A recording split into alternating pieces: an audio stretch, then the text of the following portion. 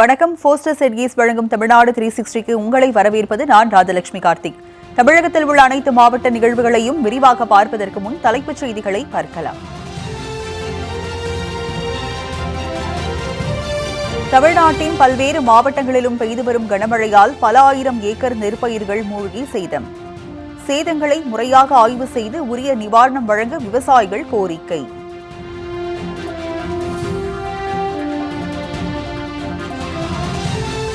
நெல்லை கூடங்குளம் அருகே இடிந்து விழுந்த சுனாமி குடியிருப்புக்கு நிவாரணம் கேட்டு நடையாய் நடந்து வரும் பெண்மணி. கடந்த ஒரு வருடமாக அதிகாரிகள் அலைக்கழித்து வருவதாக வேதனை.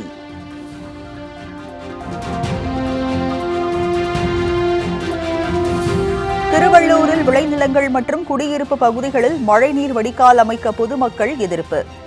ஜேசிபி இயந்திரத்தை சிறைப்பிடித்து அதிகாரிகளுடன் வாக்குவாதம்.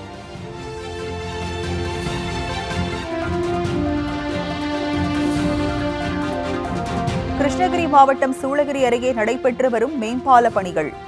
ஆமை வேகத்தில் பணிகள் நடைபெற்று வருவதால் விபத்துகள் அதிகரிப்பதாக புகார்.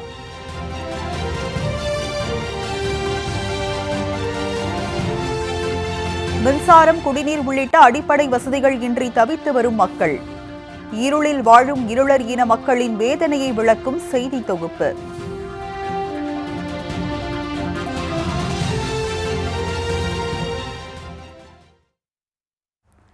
இனி செய்திகளை விரிவாக பார்க்கலாம்.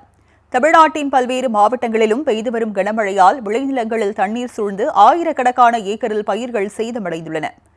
வங்கக்கடலில் நிலவி வரும் காற்றழுத்த தாழ்வு பகுதி காரணமாக தமிழ்நாட்டின் பல்வேறு மாவட்டங்களிலும் கனமழை கொட்டி தீர்த்தது. அந்த வகையில் தஞ்சை மாவட்டத்தில் பெய்த தொடர் கனமழையால் வல்லம் வடிகாலில் உடைப்பு ஏற்பட்டது. இதனால் தலையமங்கலம், சின்ன பெண்ணாப்பூர், குலமங்கலம், நெய்வாசல் உள்ளிட்ட 6 கிராமங்களில் விளைநிலங்களில் நீரில் மூழ்கி கடல் போல் காட்சியளித்தன. இதில் சுமார் 2000 ஏக்கர் நெற்பயிர்கள் நீரில் மூழ்கின. நடவு செய்து 10 நாள் முதல் 30 நாட்களான சம்பா நெற்பயிர்கள் நீரில் மூழ்கிய நிலையில் இதுவரை அதிகாரிகள் யாரும் வந்து பார்க்கவில்லை என்று வேதனை தெரிவிக்கும் விவசாயிகள் அரசு உரிய இழப்பீட்டு வழங்க வேண்டும் என கோரிக்கை விடுத்துள்ளனர். இந்த இடத்துல ஒரு 4-5 உடைப்பு ஏற்பட்டிருக்கு. அந்த உடைப்புனால எங்களோட வாழ்வாதாரம் பாதிக்குது. இந்த உடைப்பு இல்லைனாக்க நாங்க கிட்டத்தட்ட 30 வருஷமும் நாங்க தடவை வெட்டு ஒரு நல்ல நிலைமைக்கு நாங்க இருப்போம். ஆனால் இப்போ தற்போது பெய்த மழையில நாங்கள் அதிக அளவுல பாதிப்பு ஏற்படுத்தியிருக்கு. அதனால இந்த வல்ல வாயில தூர் வாராம இருந்ததுனாலதான் இந்த காரணம். எந்த அரசு அதிகாரியும் இதை பார்க்கல, கேட்கல.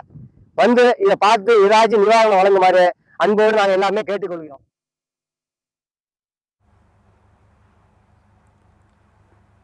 இதேபோன்று திருவாரூர் மாவட்டத்தில் கடந்த 3 நாட்களாக தொடர்ந்து கனமழை பெய்து வரும் நிலையில் முத்துப்பேட்டை, சங்கேந்தி, அரியலூர், பின்னத்தூர் உள்ளிட்ட பகுதிகளில் சுமார் 200 ஏக்கரில் பயிரிடப்பட்டிருந்த சம்பா நெற்பயிர்கள் நீரில் மூழ்கின.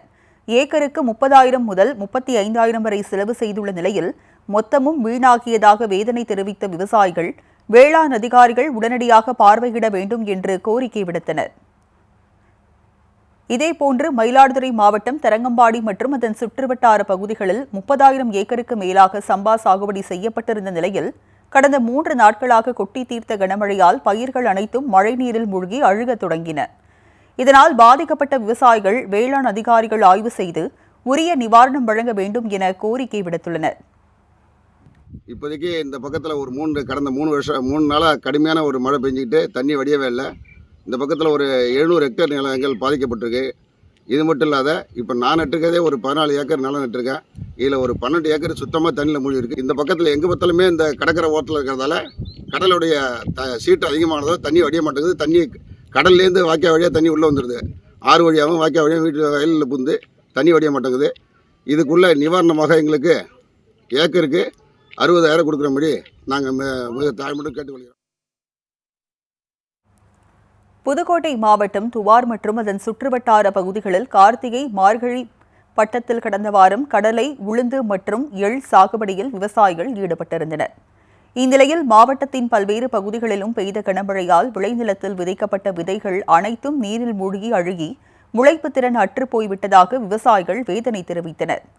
இதனால் ஏக்கருக்கு 20,000 ரூபாய் வரை இழப்பீடு வழங்க வேண்டும் என்று விவசாயிகள் கோரிக்கை விடுத்துள்ளனர். கல்லணை கால்வாய் பாசன பகுதி அல்லாத பகுதிகளாகிய தஞ்சை மாவட்டத்தில் வானம் பார்த்த பூமி என்று கூறப்படும் பகுதிகளும், புதுக்கோட்டை மாவட்டத்தில் உள்ள அனைத்து பகுதிகளும், சிவகங்கை ராமநாதபுரம் பகுதியில் உள்ள பகுதிகளிலும் கடலை சாகுபடி செய்வது கார்த்திகை மார்கழி பட்டம் என்று கூறக்கூடிய இந்த கார்த்திகை மார்கழி பட்டத்தில் விதைப்பு செய்வார்கள். அவ்வாறு விதைத்த அனைத்து பயிர்களும் அழுகி முளைப்பு திறனற்று போய்விட்டது. எனவே தமிழக அரசு அவர்களுக்கு உரிய ஆய்வு செய்து உரிய நிவாரணத்தை வழங்க வேண்டும். ஏக்கருக்கு சுமார் 20,000 வழங்கினால்தான் விவசாயிகள் வாழ்வாதாரம் செழிக்கும். கூடங்குளம் அருகே இடிந்து விழுந்த சுனாமி வீட்டிற்கு நிவாரணம் வழங்க கோரி மனு அளித்த நிலையில் கடந்த 1 வருடமாக அலைக்கழிக்கப்பட்டு வருவதாக பாதிக்கப்பட்ட பெண்மணி புகார் அளித்துள்ளார். நெல்லை மாவட்டம் கூடங்குளம் அருகே உள்ள கூத்தன்குழி சுனாமி காலனி பகுதியைச் சேர்ந்தவர் மேரி ஜோவிட். இவர் மீன் வியாபாரம் செய்து வரும் நிலையில் கடந்த ஆண்டு டிசம்பர் மாதம் ஏற்பட்ட வெள்ளத்தில் இவரது வீட்டின் மேற்கூரை இடிந்து கணவர் மற்றும் குழந்தைகள் மீது விழுந்தடைந்தது. இதனைத் தொடர்ந்து அவருக்கு நிவாரணம் வழங்கப்படும் என கிராம நிர்வாக அதிகாரி அறிவித்த நிலையில் கடந்த 1 வருடமாக நிவாரணம் வழங்காமல் அலைக்கழிப்பதாக புகார் தெரிவித்தார். கடந்த 1 வருடமாக அலுவலகமாக அலைந்து கொண்டிருக்கும் இவர் தனக்கு உரிய நிவாரணம் வழங்க வேண்டும் என கோரிக்கை விடுத்துள்ளார். திருவள்ளூரில் விளைநிலங்கள் மற்றும் குடியிருப்பு பகுதிகளில் மழைநீர் வடிகால் அமைக்க எதிர்ப்பு தெரிவித்து பொதுமக்கள் போராட்டத்தில் ஈடுபட்டனர். திருவள்ளூர் மாவட்டத்தில் கடந்த 2 நாட்களாக கனமழை பெய்து வரும் நிலையில் பூண்டி அணை அதன் முழு கொள்ளளவை எட்டியதை அடுத்து அணையில் இருந்து நீர் வெளியேற்றப்பட்டது. இப்பகுதியில் உள்ள நீர்வரத்து கால்வாய்கள் முறையாக தூர்வாரப்படாததால் வேடங்கியநல்லூர் மற்றும் வசந்தநகர் பகுதி குடியிருப்புகளில் வெள்ள நீர் சூழ்ந்தது. தற்போது நீர் அதிக அளவில் சூழ்ந்ததால் பூண்டி வட்டார வளர்ச்சி அதிகாரிகள் ஜேசிபி இயந்திரம் மூலம் விளைநிலம் மற்றும் குடியிருப்புகளின் மத்தியில் கால்வாய் வெட்டி நீரை வெளியேற்றும் முயற்சியில் ஈடுபட்டனர். இதற்கு எதிர்ப்பு தெரிவித்த அப்பகுதி மக்கள் அதிகாரிகளிடம் வாக்குவாதத்தில் ஈடுபட்டதுடன் ஜேசிபி வாகனத்தை சிறைப்பிடித்து போராட்டத்தில் ஈடுபட்டனர். இதனைத் தொடர்ந்து மழை நின்ற பின் நீர்வரத்து கால்வாய்களை முறையாக தூர்வாரப்படும் என அதிகாரிகள் உறுதியளித்தனர். இந்த சம்பவம் அப்பகுதியில் பரபரப்பை ஏற்படுத்தியது. தண்ணி ரொம்ப பசங்கள்லாம் ரொம்ப கஷ்டப்பட்டுட்டோம். எப்படின்னா முட்டளவு தண்ணி, ஸ்கூலுக்கு போக முடியாமல் வர முடியாமல் அந்தளவு கஷ்டப்படும். என்னென்னா இப்போ ஆப்போசிட்ல இருந்து வரக்கூடிய தண்ணி அவ்வளோமே மொத்தமே எங்கள் லேண்ட் வழியாக அப்படியே விட்டுறாங்க. நிறைய வீடு இருக்குது, பசங்க ஸ்கூல் படிக்கிற பசங்க தான் எல்லாருமே இங்கே இருக்காங்க. மொத்த தண்ணி வர்றதுனால எப்படின்னா ஃப்ளாட்டில் அப்படியே தண்ணி விடுறாங்க. அது தேங்கி அப்படி நிற்கிறதுனால ரொம்ப கஷ்டமாக இருக்குது. பாம்பு தொல்லை, கொசு, இது மாதிரி நிறைய ப்ராப்ளம்ஸ் இருக்குது. காவா இப்போ அந்த சைடு கிடையவே கிடையாது. காவா பட்டா லேண்டில் அப்படியே தண்ணி விட்டுறாங்களே தவிர இப்போ அதில் வீடு கட்டினாங்கன்னா எவ்வளோ ப்ராப்ளம் ஆகும். பட்டா லேண்டில் எப்படி தண்ணி விடலாம்? ஃபஸ்ட்டு காவா எந்த பக்கம் இருக்கோ அந்த பக்கமாக தானே அவங்க தண்ணி விடணும். அதுக்காக ஒரு சொல்யூஷனுக்காக நாங்கள் கேட்டு நிற்கிறோம். சூளகிரி அருகே நடைபெற்று வரும் மேம்பால பணிகள் ஆமை வேகத்தில் நடைபெற்று வருவதாக புகார் தெரிவித்த பொதுமக்கள் பணிகளை விரைந்து முடிக்க கோரிக்கை விடுத்துள்ளனர். பெங்களூரு சென்னை தேசிய நெடுஞ்சாலை சூளகிரி அருகே மேம்பாலம் அமைக்கும் பணிகள் நடைபெற்று வருகிறது. கடந்த 4 மாதங்களாக பணிகள் நடைபெற்று வரும் நிலையில் பணிகள் மெத்தன போக்குடன் ஆமை வேகத்தில் நடைபெற்று வருவதாக அப்பகுதி மக்கள் மற்றும் வாகன ஓட்டிகள் புகார் தெரிவிக்கின்றனர். மேலும் பாலம் அமைக்கும் பகுதிகளில் தேசிய நெடுஞ்சாலை குறுகிய நிலையில் உள்ளதால் வாகனங்கள் ஒன்றின் பின் ஒன்றாக அணிவகுத்து செல்லும் நிலை ஏற்பட்டுள்ளது. இதனால் போக்குவரத்து நெரிசல் ஏற்படுவதுடன் விபத்துகளும் அதிகரிப்பதால் பணிகளை விரைந்து முடிக்க வேண்டும் என பொதுமக்கள் மற்றும் வாகன ஓட்டிகள் வேண்டுகோள் விடுத்துள்ளனர். சூலூர் அருகே ஒரே நேரத்தில் 70 கிளீனிங் ரோபோக்களை இயக்கி கோவை மாணவர்கள் சாதனை படைத்துள்ளனர். கோவை மாவட்டம் சூலூர் அருகே KPR கலை அறிவியல் கல்லூரியில் கணினித்துறை சார்பாக ஏசியன் புக் ஆஃப் ரெக்கார்ட்ஸின் சாதனை முயற்சி நடைபெற்றது. இதில் ஒரே சமயத்தில் 70 கிளீனிங் ரோபோக்கள் ஒருங்கிணைந்து பணியை மேற்கொள்வது குறித்த செயல் விளக்கம் காண்பிக்கப்பட்டது. 70 பேர் தங்களது செல்போனில் ப்ளூடூத் மூலம் ரோபோக்களுடன் இணைந்து இந்த சுத்தம் செய்யும் பணியை மேற்கொண்டனர். மாணவர்கள் தங்களின் சேமிப்பு பணத்தில் இருந்து இந்த குறைந்த செலவிலான ரோபோக்களை உருவாக்கியது குறிப்பிடத்தக்கது. மேலும் இந்த ரோபோக்கள் ஒருங்கிணைந்து ஒரு பகுதியை சுத்தம் செய்யும் வகையில் வடிவமைக்கப்பட்டுள்ளது. 6 மாத காலத்தில் இந்த ரோபோக்களை கண்டுபிடித்து மாணவர்கள் சாதனை படைத்துள்ளனர். இதன் மூலம் IIT மாணவர்களின் 40 ரோபோ சாதனை முறியடித்து கோவை மாணவர்கள் புதிய சாதனை படைத்துள்ளனர். இது ஒரு IoT பேஸ்டு ப்ராஜெக்ட். இது மொத்தம் 70 ரோபோட் செஞ்சுருக்கோம். இது based off bluetooth chip use பண்ணியிருக்கோம். இது manually operated robot. 450 square feet வந்து நாங்கள் க்ளீன் பண்ணி அச்சீவ் பண்ணியிருக்கோம். We are so proud to achieve it. And Asia book of ரெக்கார்ட்ஸில் இடம் பிடிச்சிருக்கிறது எங்களுக்கு ரொம்ப ப்ரௌடாக ஃபீல் ஆகிருக்கும். கிட்டத்தட்ட ஒரு 6 மந்த்தாக வந்து நாங்கள் வந்து உழைச்சிருக்கோம். எங்களோட டிபார்ட்மெண்ட் வந்து computer science with data analytics. தமிழ்நாட்டின் பல்வேறு மாவட்டங்களிலும் தொடர் கனமழை பெய்து வரும் நிலையில் பல்வேறு பகுதிகளிலும் சாலைகள் மிகவும் சேதமடைந்துள்ளன. திண்டுக்கல் மாவட்டம் கொடைக்கானலில் தொடரும் கனமழையால் பல பகுதிகளில் நிலச்சரிவு, காட்டாற்று வெள்ளம், மண்சரிவு போன்ற இயற்கை சீற்றங்கள் தொடர்ந்து ஏற்பட்டு வருகிறது. இந்நிலையில் கொடைக்கானல் ஏரி சாலையில் இருந்து மேல்மலை கிராமங்களுக்கு செல்லும் பிரதான சாலையில் செம்மண்மேடு பகுதியில் சாலையின் தடுப்பு சுவர் சேதமடைந்துள்ளது. எந்த நேரத்திலும் விழும் அபாயம் உள்ளதால் வாகன ஓட்டிகள் அச்சமடைந்துள்ளனர். எனவே அசம்பாவிதம் ஏற்படும் முன் சீரமைக்க வேண்டும் என கோரிக்கை விடுத்துள்ளனர். கடந்த 32 வருஷமா வந்து இந்த ஹைவே ரோட்ல வந்து இதே ப்ராப்ளம் தான். ஆனா அந்த 32 வருஷமா கொடுத்த பெட்டிஷனை யாரும் எடுத்துக்கிறது கிடையாது. ஏதோ ரீசெண்டா கொடுத்த பெட்டிஷனுக்காக ஒரே ஒரு கோடை சுவர் கட்டி கொடுத்துருக்காங்க. ஆனா இப்ப பாருங்க, இப்ப வீடு இடிஞ்சிருச்சு. இவங்க எங்க போவாங்க, எங்க இருப்பாங்க? ஏன் இந்த அரசாங்கம் இப்படி பண்றாங்க? ஓட்டு கேட்டு வரும்போது விடுக்கிற ஒரு இது தன்மை வந்து இந்த மழை நேரத்துல வந்து கொடுக்க மாட்டேங்கிறாங்க மக்களுக்கு. எந்த ரியாக்ஷனும் கிடையாது. கிட்டத்தட்ட எங்க அக்கா கட்டி கொடுத்து 32 வருஷமா இதே பாடுதான். எப்ப பார்த்தாலும் வருஷத்துல ஒன்னா வீடு இடிக்குது, இவங்க அங்க வரது, நாங்க இங்க வந்து பாக்குறது, இதே வேலையா சொல்லுங்க? இந்த ரோடு அவங்களே கவர்மெண்ட் வந்து பார்க்க சொல்லுங்க. அங்க நின்று பார்த்தாலே பயமா இருக்கும். இப்ப டம்மல் விடுதிருக்கு வீட்டுல அவ்வளவு பேர் இருக்காங்க. இந்த 10 பசங்க செத்துருப்பாங்க. நேரம் குடியிருக்க 10 பசங்க செத்துருப்பாங்க. அந்த பக்கத்துல 5 குழந்தைங்க இருக்காங்க. இப்ப போய் சும்மா தற்செயலா வந்து இங்க இருக்கவங்க எல்லாம் சேர்ந்து தண்ணியை வந்து திருப்பி விட்டுருக்காங்க. ஆனா கண்டிப்பா வந்து நைட்டு இடியும். அது தயவு செய்து அரசாங்கம் வந்து இந்த இடத்துக்கு வந்து ஒரு நல்ல நேரம் ஒரு அழகான கோடைச்சுவர் கட்டி கொடுத்தா மட்டும்தான் அந்த டூரிஸ்ட் பிளேஸ் இந்த இடம் சேஃபா இருக்கும். இதேபோன்று தொடர் கனமழையால் திண்டுக்கல் 4 வழிச்சாலை மூழ்கியது.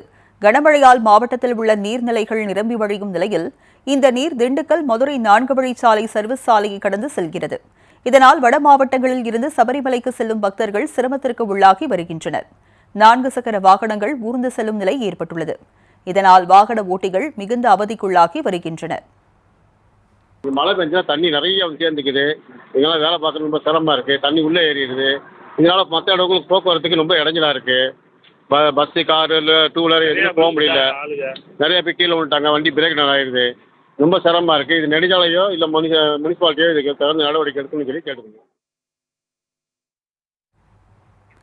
திருப்பூர் மாவட்டம் தாராபுரத்தில் கடந்த 2 நாட்களாக பெய்து வரும் கனமழையால் நீர்நிலைகள் நிரம்பி வழிகின்றன. இந்நிலையில் தாராபுரம் அலங்கியம் சாலையில் வெள்ள நீர் சூழ்ந்துள்ளது. இதனால் திருப்பூர் பழனி மற்றும் ஈரோடு பழனி சாலையில் செல்லும் வாகனங்கள் தேங்கியுள்ள தண்ணீரில் சிக்கியதில் 20க்கும் மேற்பட்ட வாகனங்கள் பழுதாகி நின்றன. அத்துடன் இருசக்கர வாகனத்தில் சென்றவர்கள் கீழே விழுந்தும் காயங்கள் ஏற்பட்டது. இதனால் அப்பகுதியில் பரபரப்பு நிலவியது. சிவகங்கை மாவட்டம் தேவக்கோட்டை புதுவயல் செல்லும் முக்கிய சாலையின் நடுவே பாம்பாறு செல்கிறது.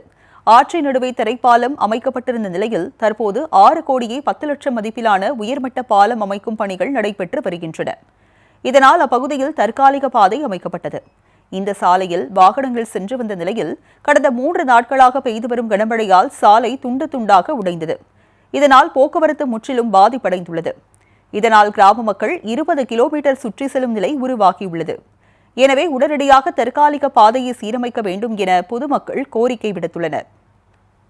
பாலத்துக்காக வந்து இது கைவசம், இது மாற்று பாதையா தற்காலிக பாதை அதில் போட்டிருந்தா பாதையில வந்து தூம்புதெல்லாம் போட்டு வச்சிருந்தாங்க. இப்போ பெருசா மழை பெஞ்சு ஒரே வெள்ளமா வந்ததுனால இதுல போட்டிருந்த தற்காலிக பாலம், இந்த தூம்பு பாலம் உடஞ்சு போயிடுச்சு. உடஞ்சு போனதுனால புதுவயல் தேவோட்ட ரோடு, இந்த ரோடு வந்து இந்த ரோட்ல போகக்கூடிய பஸ்ஸு, வண்டி எதுவுமே இதுல போக முடியல. ரோடு துண்டிச்சதுனால பிள்ளைங்கள்ல இருந்து இது நேற்றுல இருந்து ஃபுல்லா வேலை பார்த்து நிக்கல. இப்போ வழிகோட்டு போற பிள்ளைங்க எல்லாருமே தவிர்க்கிறாங்க. கிட்டத்தட்ட ஒரு 100-200 கிராம பொதுமக்கள் வந்து இதுல போக முடியாம பாதிச்சு நிக்கிறாங்க. போஸ்டர் செட்கீஸ் வழங்கும் தமிழ்நாடு 360யில் அடுத்து வருவது உங்கள் ஊர் நிகழ்வுகளை விரைவாக வழங்கும் உள்ளூர் எக்ஸ்பிரஸ்.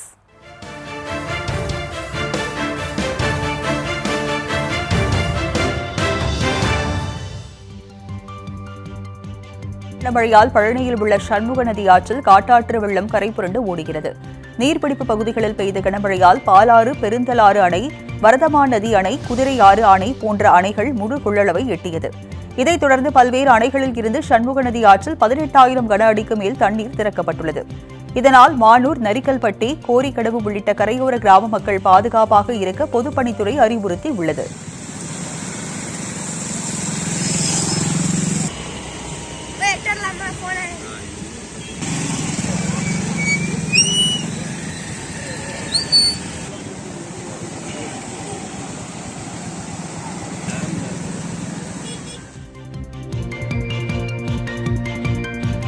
திருவள்ளூரில் கொட்டி தீர்த்த கனமழையால் அரண்வாயிலில் இருந்து பாப்பரம்பாக்கம் செல்லும் சாலை மழை நீரில் மூழ்கியது.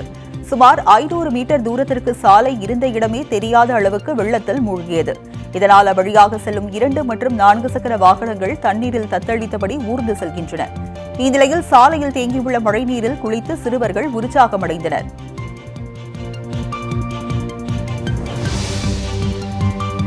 ராமநாதபுரத்தில் ரயில்வே சுரங்கப்பாதையில் 6 அடி உயரத்திற்கு மழைநீர் தேங்கியுள்ளதால் போக்குவரத்திற்கு தடை விதிக்கப்பட்டுள்ளது. ராமநாதபுரத்தில் கொட்டி தீர்த்த கனமழையால் லாந்தை ரயில்வே சுரங்கப்பாதையில் மழைநீர் தேங்கியுள்ளது. இதனால் கண்ணந்தை, பெரிய தாமரைக்குடி, சின்ன தாமரைக்குடி போன்ற 6 கிராமங்களைச் சேர்ந்த பொதுமக்கள் நகர பகுதிகளுக்குள் வர முடியாமல் தவித்து வருகின்றனர். எனவே மோட்டார்களை பயன்படுத்தி மழைநீரை அகற்றுமாறு ராமநாதபுரம் மாநகராட்சிக்கு வாகன ஓட்டிகள் வலியுறுத்தியுள்ளனர். சிவகங்கையில் நடைபெற்ற குறைதீர் கூட்டத்தில் அரசு அதிகாரிகள் செல்போனில் மூழ்கியதால் விவசாயிகள் அதிருப்தியடைந்தனர். தேவக்கோட்டை ஊராட்சி ஒன்றிய அலுவலகத்தில் மாவட்ட ஆட்சியர் ஆஷா அஜித் தலைமையில் விவசாயிகள் குறைதீர் கூட்டம் நடைபெற்றது. விவசாயிகள் கோரிக்கை மனுக்களை அளித்தபோது அரசு அதிகாரிகள் அலட்சியமாக சமூக வலைதளங்களை பார்த்துக் கொண்டும் செல்போனில் பேசியும் நேரத்தை கழித்தனர். கோயில் விழாவை முன்னிட்டு கன்னியாகுமரி மாவட்டம் தக்கலை காவல் நிலையம் மீன் விளக்குகளாலும் தோரணங்களாலும் அலங்கரிக்கப்பட்டுள்ளது. தக்கலை பகுதியில் குற்றங்கள் குறைய வேண்டி பக்தர்கள் காவல் நிலையத்தில் இருந்து காவடி எடுத்து சென்று வேளிமலை முருகன் கோயிலில் நேர்த்திக்கடன் செலுத்துவது வழக்கம். இந்த ஆண்டு விழாவை முன்னிட்டு தக்கலை காவல் நிலையம் மீன் விளக்குகள் அலங்காரத்தில் மிளிர்கிறது.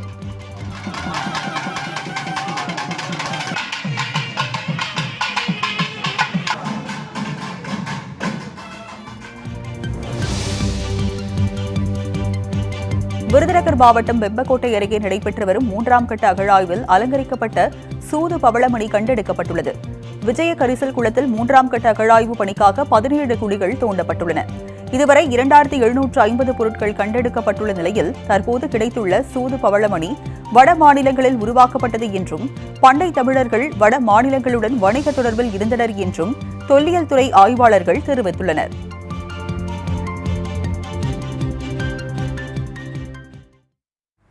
போஸ்டர் செட்கீஸ் வழங்கும் தமிழ்நாடு 360யில் மாவட்டங்களில் நடந்த விளையாட்டு செய்திகளை வழங்க வருகிறது விளையாட்டுக் களம்.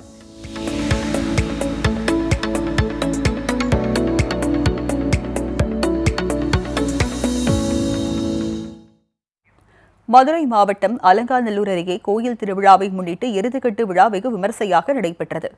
மதுரை மாவட்டம் பொதும்பு கிராமத்தில் அமைந்துள்ள ஐயனார் திருக்கோயிலில் 2 ஆண்டுகளுக்கு ஒருமுறை உற்சவ விழா நடைபெறுவது வழக்கம். இவ்விழாவை முன்னிட்டு சுவாமிக்கு சிறப்பு அபிஷேகம் மற்றும் பூஜைகள் செய்யப்பட்டது.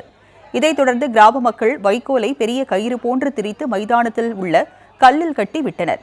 கயிற்றின் மறுமுனையில் கோயில் காளைகள் கட்டப்பட்டு களத்தில் சீறி பாய்ந்தன.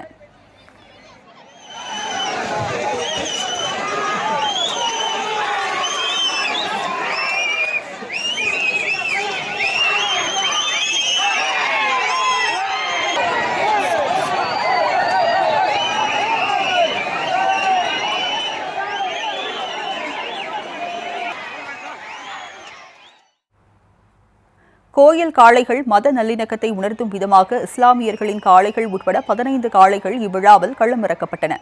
கோயில் விழா என்பதால் வீரர்கள் யாரும் காளைகளை அடக்காமல் போக்கு காட்டினர். இவ்விழாவை சுற்றுவட்டார பகுதிகளைச் சேர்ந்த 5000க்கும் மேற்பட்டோர் கண்டுகளித்தனர்.